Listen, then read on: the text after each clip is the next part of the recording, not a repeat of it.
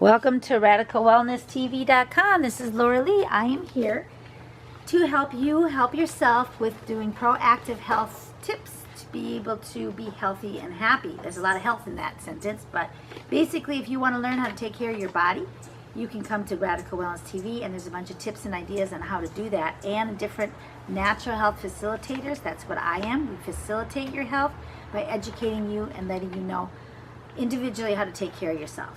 So today I'm going to talk about kombucha.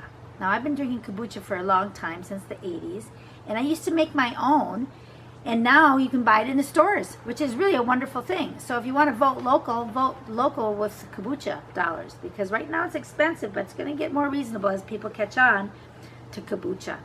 So it's Kombucha, and it's pronounced different ways, but basically kombucha is known as the immortal health elixir by the Chinese and originating in the Far East around 2,000 years ago. Kombucha has a rich anecdotal history of health benefits like preventing and fighting cancer, arthritis, and other degenerative diseases. Made from sweetened tea that has been fermented by a symbiotic culture of bacteria and yeast, a SCOBY is called, kombucha has not had gained prominence in the West until recently. In the first half of the 20th century, extensive scientific research was done on kombucha's health benefits in Russia and Germany, mostly because of a push to find a cure for rising cancer rates. In Gunther Frank's book, Kombucha, Healthy Beverage and Natural Remedy, he relates an amazing but the true story of Russian scientists who discovered that entire regions of their vast country were seemingly immune to cancer, and hypothesized that the kombucha called the tea Kvass there was the cause. They began a series of experiments which not only verified the hypothesis, but began to pinpoint exactly what it was within kombucha which was so beneficial. German scientists picked up on this research and continued it in their own direction. Then, with the onset of the Cold War, research stopped and development started being diverted into other fields.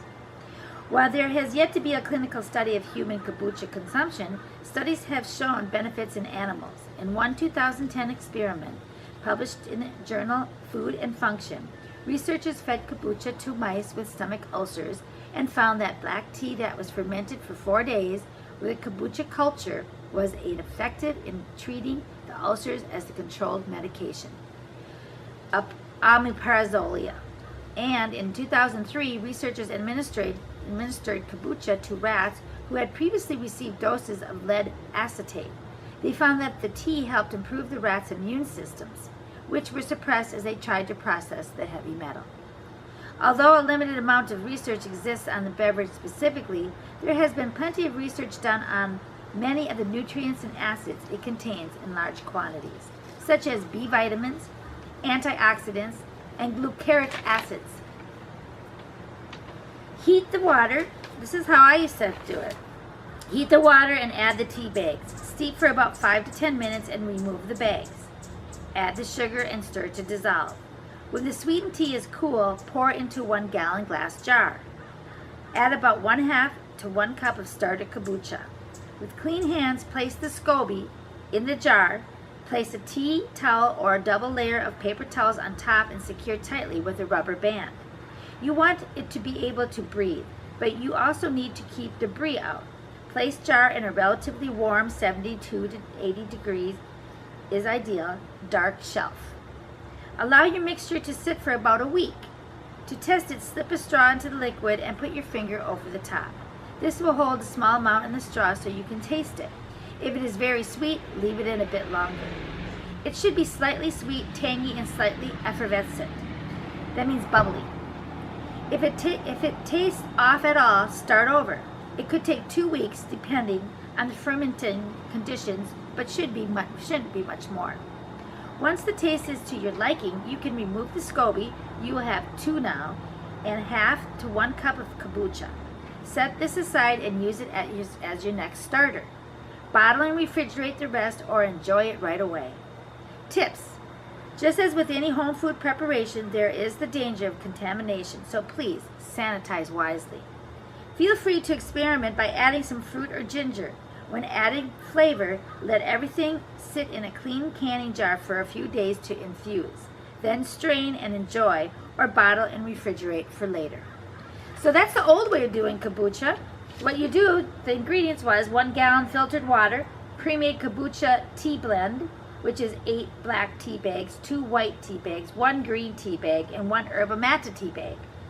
And then 1 cup of organic sugar, and 1 SCOBY, get one either from a friend or find them online. 1/2 to 1 cup starter kombucha.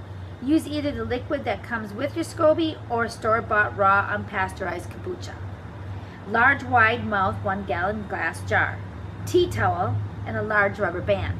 So you can see, when I started kombucha in the 80s, it was much more of a hassle than it is going to your store, voting with your dollar locally, and supporting yourself. And it explains on the bottles why probiotics and all the stuff in kombucha is so important to your digestive system. So it's about your gut.